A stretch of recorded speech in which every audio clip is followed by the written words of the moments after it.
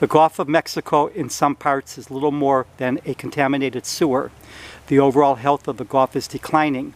Even though it is incredibly rich in biodiversity, a source of trillions of dollars in tourism, fishing, and real estate, it continues to be trashed.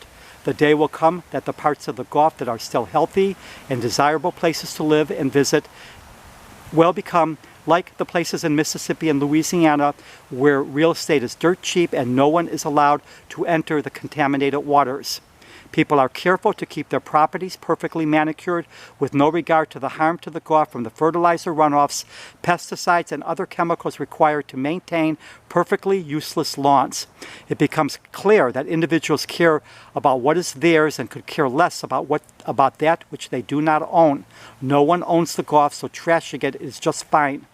Many rich live in a delusional world of entitlement. They have the money, so nothing must be denied to them. All of the environmental problems the world faces matter only as long as it does not restrain their extravagance and need to serve themselves.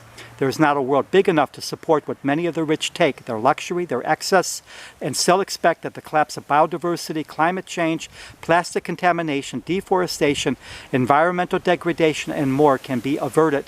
This is not a call for violence in any form whatsoever. It is a call for a change in values and priorities. There is news that a newly recognized species of whale, numbering less than 100 living in the Gulf of Mexico, is critically endangered and near extinction. One underweight whale that had washed ashore had plastic in its gut.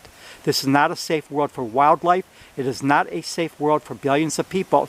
The rich, the ones with the money and power to make it a better place, often instead cannot see beyond their own needs, their own entitlement, their own elitist agendas. They are the entitled ones that everyone serves and that often see the servitude as proof of their superiority. Everything is more than fine in their universe, so why change anything? The worship of money, extravagance, and luxury is not a sustainable path.